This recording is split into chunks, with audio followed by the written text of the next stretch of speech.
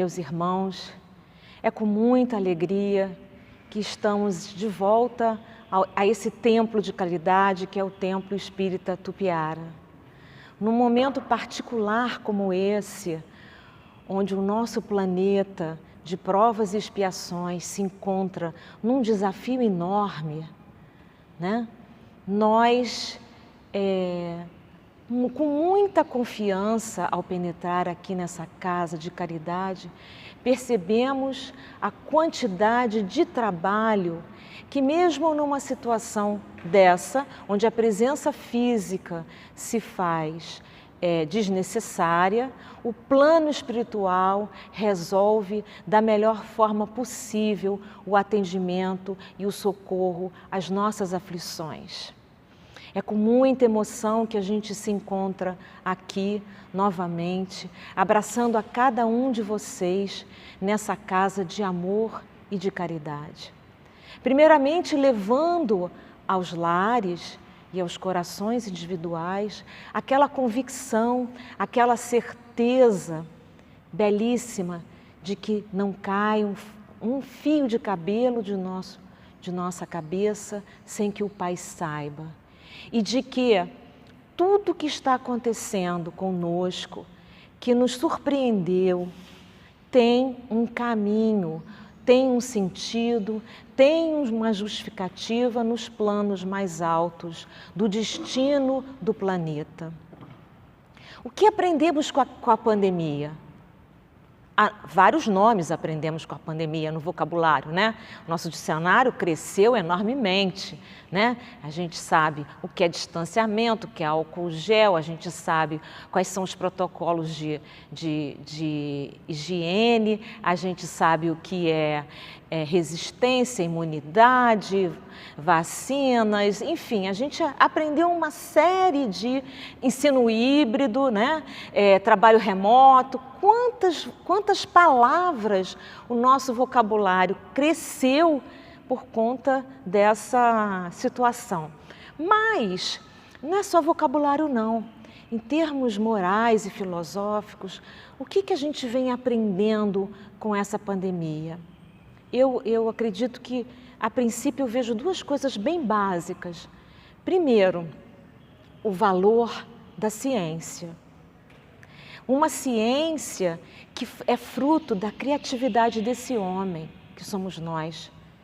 E que ele é tão potente, porque é filho de Deus, que ele consegue criar, né, rapidamente um remédio, uma vacina, para que de alguma forma possa minimizar as dores do planeta. Claro que a gente vai botar entre aspas aqui os interesses, as nações ricas, enfim, tudo bem, a gente pode botar entre aspas isso tudo que a gente sabe que faz parte da nossa condição como homem hoje ainda, né? Egoísta, pensando em si mesmo, mas se a gente for olhar a capacidade desse homem quando ele se volta para o bem, é uma coisa fantástica, porque nós vimos isso, vários países correndo atrás de uma solução. E permanece essa procura, porque a gente sabe que está pesquisando ainda uma doença nova para a humanidade. Então, é tão interessante a gente verificar as nações todas correndo atrás. Tudo bem, que é por causa de um interesse econômico, abrir as portas para o turismo, cada um pensando no seu meio de melhorar economicamente, porque a doença fechou comércios, fechou visitas a outros países, fechou turismo.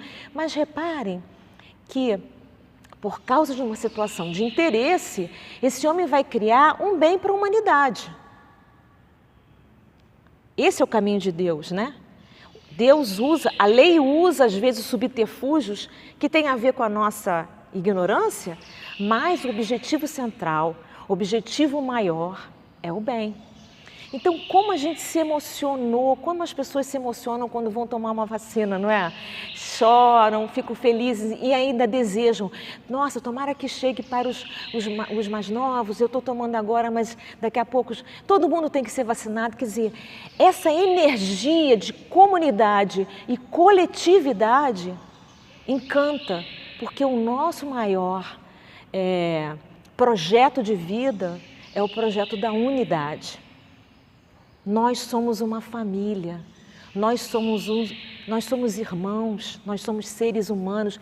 Outra lição que a gente aprende é que somos todos iguais, porque essa doença, ela pega ricos, pobres, velhos, novos, americanos, europeus, africanos, asiáticos. Não existe, pega espírita, pega católico, pega muçulmano, quer dizer, não existe regra. Porque eu sou... Não existe regra. Então nós aprendemos que nós somos todos iguais com essa doença.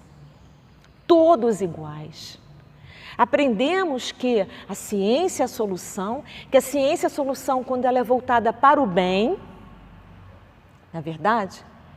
E que nós somos iguais. É claro que a nossa mudança interior, ela vai se fazendo aos poucos diante desse impacto. Porque a evolução é lenta. Mas esse impacto, com certeza, trouxe um novo olhar para o nosso planeta, um novo olhar para o outro, né? E me fez pensar muito na parábola do bom samaritano que Jesus nos traz no Evangelho. Vamos pensar que uma parábola é sempre uma história que traz uma verdade, que simboliza uma verdade. Às vezes a gente afirma uma verdade, mas o outro não entende, nós não entendemos. E aí Jesus fala por uma parábola. E a parábola é o seguinte: no começo, antes dele contar a história, ele é procurado por um doutor da lei. O que é um doutor da lei?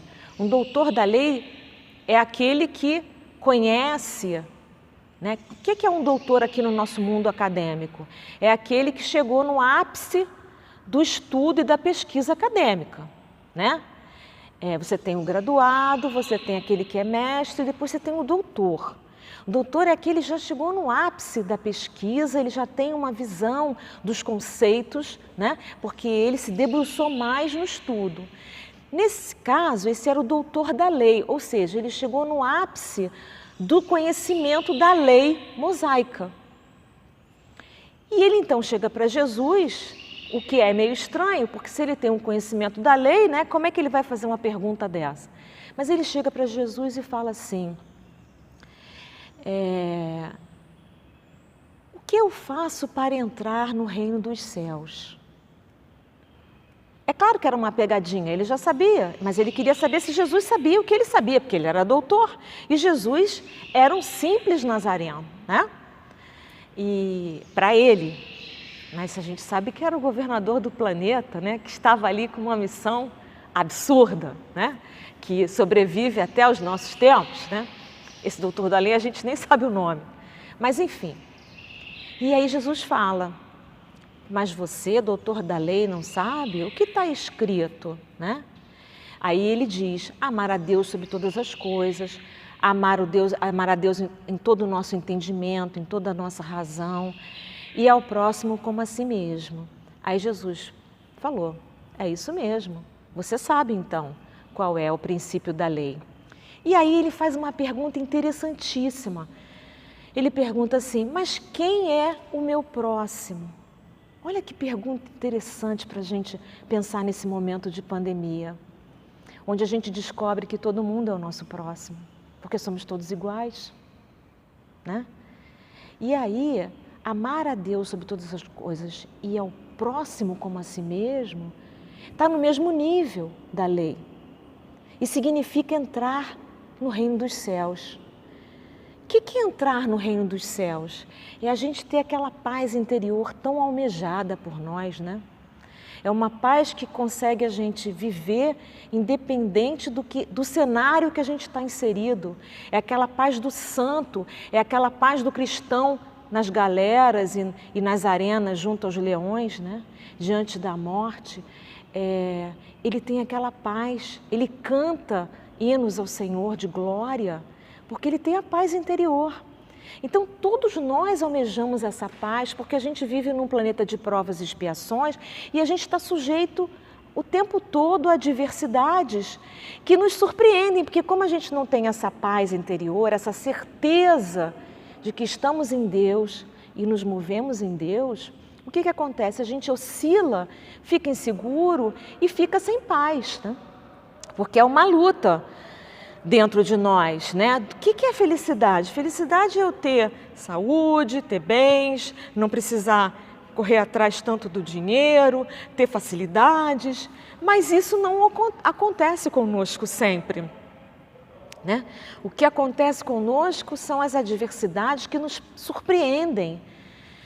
E aí a gente fica sem saber como agir, a gente fica sem paz, a gente começa a procurar e a gente sabe que o Templo Tupiara nos acolhe as aflições físicas, as doenças físicas, mas muito mais do que a doença física, o acolhimento é espiritual, nos provando que a vida ela é dinâmica porque ela é espiritual e que a dor física, a doença, é passageira. Nós ficamos tão focados na desgraça e na situação difícil que a gente acha que não tem fim, né? Que somos injustiçados, que isso não tem fim, mas na verdade, quando a gente penetra aqui nesse templo de caridade, nesse posto de socorro, a gente percebe que a procura, ela não vai ser só no campo físico. A gente sai daqui e a gente percebe que o acolhimento espiritual toca mais dentro de cada um de nós. Tanto que durante esse tempo da pandemia, que ainda permanece, o Templo Tupiara é lembrado por nós aonde nós estávamos, onde nós estamos. Com tanta beleza interior, com tanta confiança, quantas vezes eu, no meio da situação presa em casa como nós estamos ainda, ouvindo as notícias, quando eu pensava no Templo Tupiara, aquilo me acalmava interiormente, porque é a imagem do posto de socorro que permanece independente do local físico. Independente do local físico. Deus é um Deus de amor, que nos dá graças. Graças significa bênçãos gratuitas, que jorram. O reino dos céus não está lá, nem acolá, está dentro do próprio homem. Então o reino dos céus está aqui, nós não percebemos. Então quando mentalizamos a confiança, a certeza, né? Parece que abre-se um novo cenário, apesar do cenário físico do qual encontramos. Então essa é a verdadeira paz. Então esse doutor da lei queria fazer uma pegadinha com Jesus, Jesus responde e a gente reflete, né? Reflete que Jesus vai dizer que o mesmo amor a Deus tem que ser o mesmo amor ao próximo, para que a gente encontre essa paz. Num planeta de provas e expiações como o nosso, existe dentro da doutrina espírita uma revelação do Espírito de Verdade que diz que fora da caridade não há salvação, ou seja, nós estamos naufragando porque optamos por pensar somente em nós. Quando vivemos numa coletividade e que todos são iguais, nós não vamos ter sossego, porque ao pensar só em mim, eu deixo de pensar no outro. E o outro vai cobrar que eu pense nele. Se eu acumulo muita riqueza e deixo ele fora desse espaço de subsistência também, isso não vai chegar a paz alguma exterior. Agora, se eu vejo o outro como meu irmão e procuro dividir, né, como trabalhando uma unidade coletiva, com certeza nesse caminho a gente vai chegar à conclusão de uma paz nas relações entre os homens. Então, quando Jesus diz que é a mesma lei a de amar a Deus e de amar ao próximo como a si mesmo, quando ele vai explicar através da parábola a pergunta do doutor da lei, que pergunta: quem é meu próximo? Caramba, a gente pensa na resposta do Senhor através da história. E Jesus diz assim: havia um homem que no caminho de uma estrada, entre um ponto e outro, foi assaltado. Não só foi assaltado, mas foi violentado também. Levaram todo o seu dinheiro e bateram nele a ponto dele ficar desfalecido no meio do caminho. Pela estrada, continua Jesus, passou um fariseu, passou um doutor da lei, passaram de longe. Um deles até passou pelo outro lado para não passar perto, até porque incomodava ele ver aquele homem daquele jeito, até que passou um samaritano. Samaritano era um povo para o judeu não muito reconhecido, porque o judeu sempre achou, né, que eles eram os representantes da lei mosaica, da lei de Deus. E quem não tinha a mesma religião ou não tinha essa mesma conotação, não era digno de reconhecimento enquanto povo, né? Então, Jesus coloca o samaritano como aquele que vai olhar, vai se aproximar, vai cuidar, vai colocar no burrico, vai levar numa hospedaria, vai pedir que o hospedeiro acolha ele, deixa um pagamento com antecedência e ainda diz mais: o que for a mais desse pagamento, coloca na minha conta que a volta que eu for fazer nessa mesma estrada, eu passo aqui para pagar. E aí Jesus pergunta para o doutor da lei: qual desses viu o seu irmão como próximo? Não foi aquele que tinha a teoria, não foi aquele que praticava de alguma forma a teoria nos muros de um templo, achando que o seu próximo era somente aquele grupo. Foi aquele que não sabia quem era aquele homem, de que nacionalidade era, de que religião era, de que cor era, de que família era. Ele não sabia, até porque o homem estava desfalecido. E na hora do socorro e da compaixão, você não vai perguntar de quem você é filho, né? Da onde você vem, de que família você é. Ele só olhou o sofrimento do outro e procurou o mais rápido possível acolher o outro. E aí nós ficamos pensando, né? Quem é o nosso próximo depois dessa pandemia? Até então, nós egoístas como somos, o nosso próximo são os nossos familiares, né? O nosso próximo são os nossos colegas mais próximos do trabalho, que têm uma afinidade conosco, são os nossos amigos, os nossos parentes. Mas quando nos raciocinamos como seres humanos, o nosso próximo é o ser humano, seja ele quem for. Essa é a diferença de uma casa como essa, onde a equipe espiritual que trabalha aqui em benefício do socorro, assim como o bom samaritano, não pergunta a cada um de nós de quem somos filhos, de que religião temos. Essa casa acolhe a todos. A todos. Porque a equipe espiritual ela é composta de irmãos maiores, em termos maiores no sentido de já estarem no caminho do serviço, né? Que se entrelaçam independente do percurso que tiveram no momento em que estavam encarnados. Então nós vemos freis, nós vemos índios, nós vemos médicos, nós vemos, enfim, de diversas religiões trabalhando em conjunto como o bom samaritano.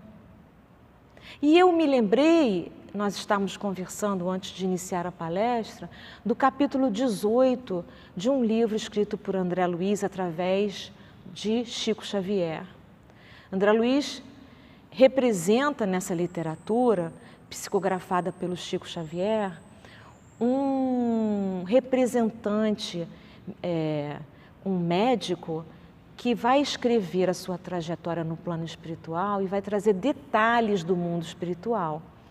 Isso é muito interessante, é uma coleção de alguns livros onde ele descreve a chegada no plano espiritual e com detalhes a vida no plano espiritual, mostrando que a vida no plano espiritual ela é tal qual a nossa aqui e em outra dimensão.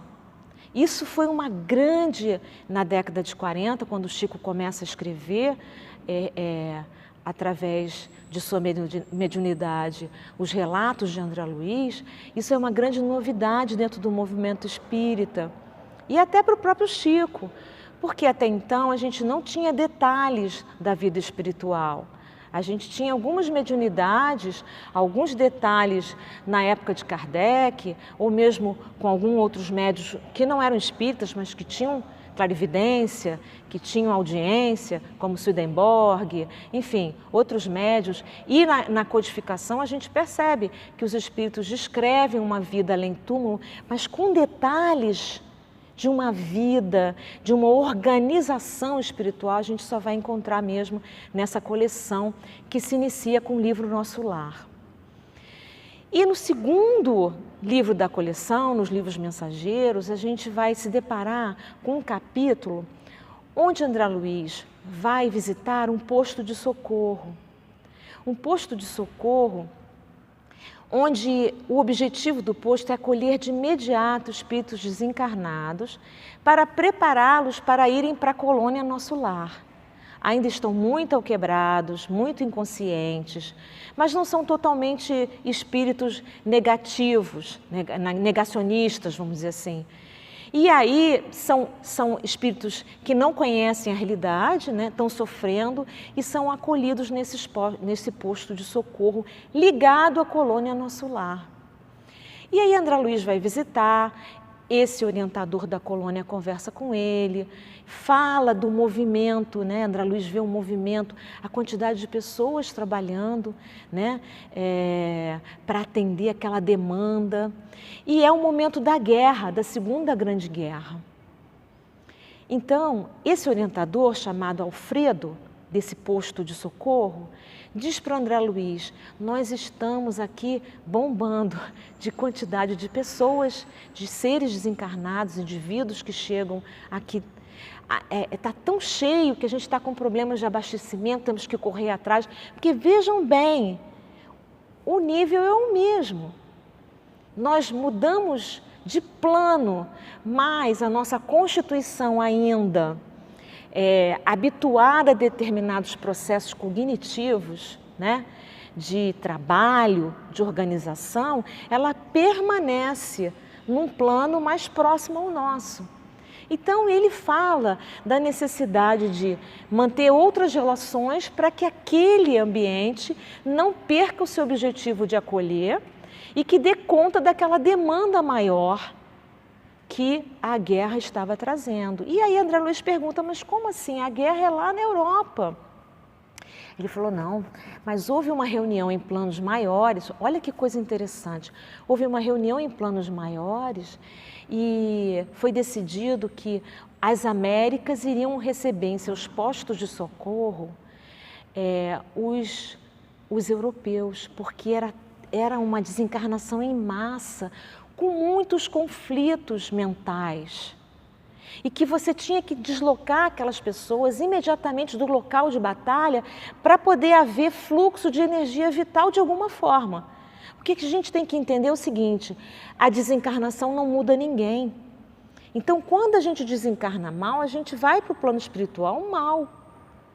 E se a gente permanece no mesmo lugar, essa dinâmica, esse ciclo vicioso de energias permanece igual, né?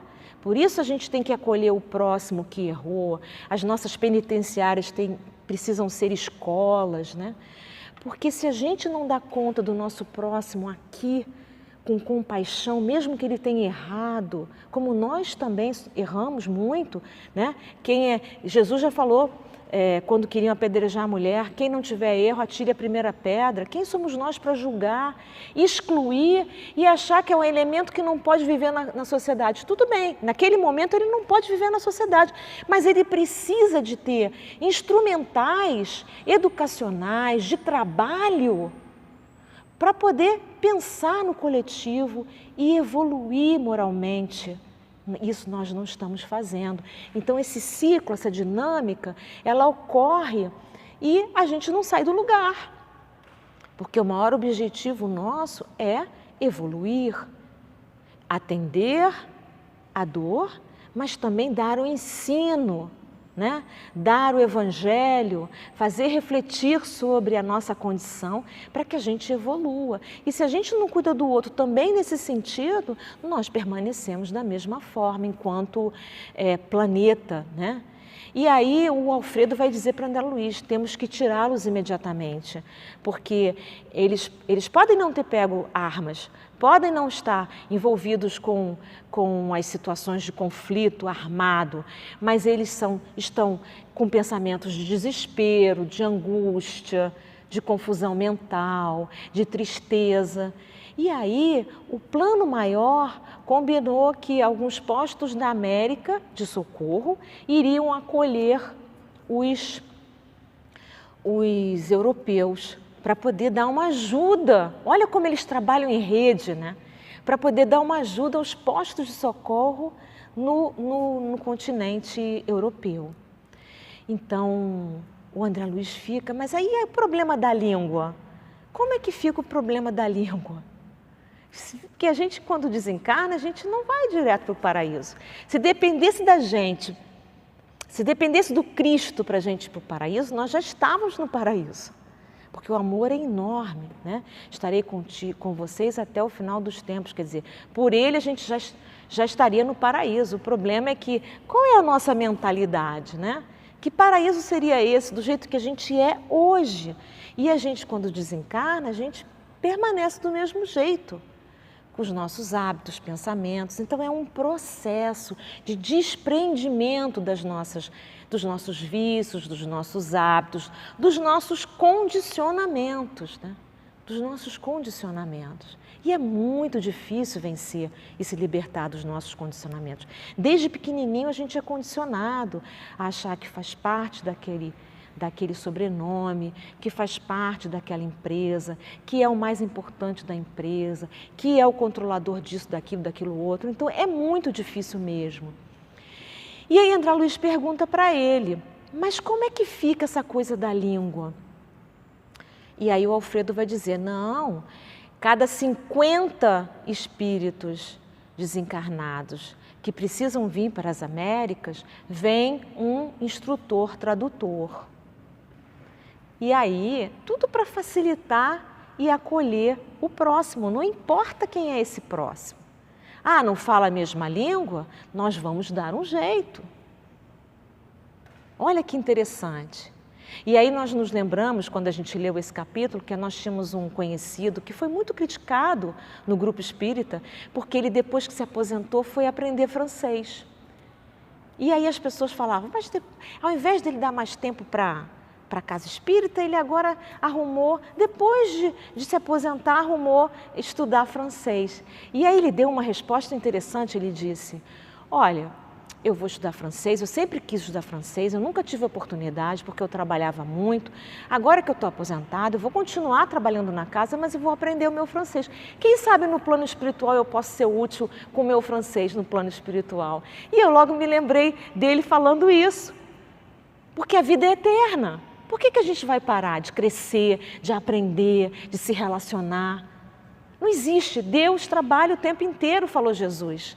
Que história é essa de se aposentar e não fazer mais nada?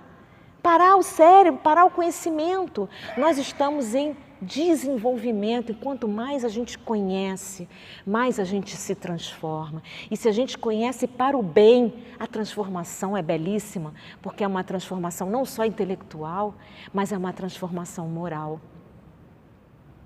Então, ao nos lembrarmos de Bezerra de Menezes, que faz parte dessa equipe aqui, espiritual, de apoio no trabalho das cirurgias espirituais, com as falanges que ele, com certeza, se relaciona para atender, nós aprendemos que a casa, que o Templo Espírita Tupiara vê o próximo como o bom samaritano.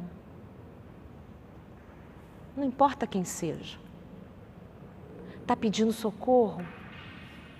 Ele é o próximo. Não importa de que país seja, está pedindo socorro? Ele é o próximo. Não importa que raça seja, está pedindo socorro? Ele é o meu próximo. Não importa que é o meu inimigo, Sim, porque no nosso nível a gente ainda tem desafetos. E a gente nem pensa assim que o nosso desafeto, ele recebe tantas graças como nós, porque ele é filho de Deus. Então quem tem que trabalhar o desafeto? Somos nós mesmos.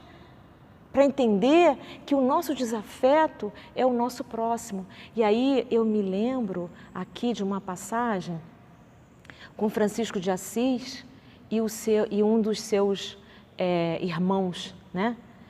Certa vez, um dos irmãos de Francisco saiu da igrejinha e foi mendigar, porque eles viviam pedindo para poder sobreviver, né? Pedindo pão, pedindo alimento. E aí, quando ele volta, ele é assaltado também, como essa parábola do bom samaritano. Ele é assaltado e batem nele, roubam o pão e ele vai capengando lá para a igreja e atendido pelos irmãos, né? Pelo Francisco de Assis, por Francisco de Assis. E aí ele fala, eu fui assaltado, o ladrão me bateu, e botam ele na cama, cuidam dele. Passado um tempinho, toca a campainha lá da igrejinha. E Francisco vai ao quartinho, lá não tinha nem quartinho, mas assim, ao reduto ali onde estava o irmão sendo tratado das feridas e diz, levanta rápido que a sua mãe está lá na porta, tocou a campainha agora. E aí ele capengando, mas como minha mãe, minha queridinha mãe, ele vai andando até a porta, chega lá, não é a mãe, é o ladrão. Então, Francisco dá uma lição a ele e diz, olha, por enquanto que você não sentir que esse irmão é como se fosse a sua mãe, você não é digno de ser um discípulo de Jesus. Porque o Cristo vai dizer, Pai, perdoa porque eles não sabem o que fazem. Essa é a diferença de uma equipe como essa que trabalha aqui no Templo Espírita Tupiara.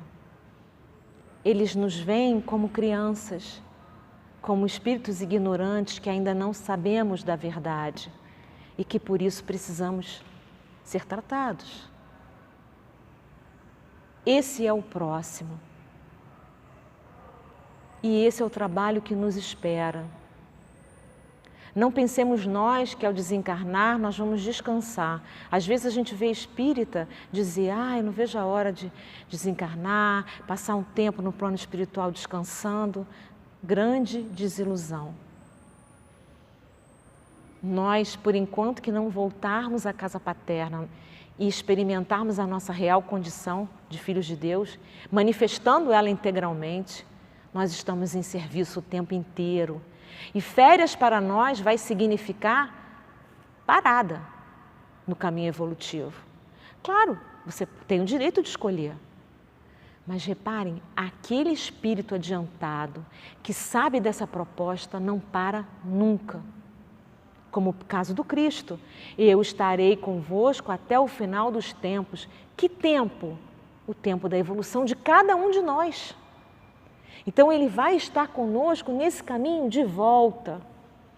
Assim como nós devemos estar com os nossos próximos, seja eles quais forem. Não adianta que nós não vamos conseguir chegar nesse paraíso que a gente almeja se tiver ainda um ente, um irmão do nosso planeta, da nossa família, ainda preso no emaranhamento das diversidades e das dificuldades. Nós vamos disputar quem é que vai ajudar, porque a gente vai querer que ele chegue logo junto aonde todos estaremos. Então, é uma lei que não tem jeito, é a lei do amor. Para nós, o amor ainda oscila, né? Na nossa condição, a gente ainda ama e em alguns momentos, por causa das circunstâncias, a gente deixa de amar. A gente jura de amor e daqui a minutos, quando a gente descobre uma traição, a gente deixa de amar. Então, esse não é um amor verdadeiro. O amor verdadeiro é aquele que vê o próximo como a ti mesmo, independente do que o próximo tenha feito para conosco. Então esse é o maior desafio da nossa trajetória. É muito fácil amar a Deus, porque Deus nos ama. Pelo menos teoricamente, porque ainda não sentimos esse amor. Porque amar a Deus, consequentemente, se for o amor verdadeiro, sentido e manifesto como os grandes santos, automaticamente a gente ama o próximo. Portanto, não adianta ir para um mosteiro e ficarmos achando que daquela forma estaremos mais perto de Deus. É na prática desse amor ao próximo, que a gente ama a Deus. Então eu desejo a vocês, meus amigos, que nos escutam, em qualquer horário, em qualquer tempo, que possamos confiar na vida maior. Há coisas que nós não temos controle. Claro, os grandes abraçam as circunstâncias e os cenários negativos, confiando tão plenamente em Deus que chamam a dor de irmã.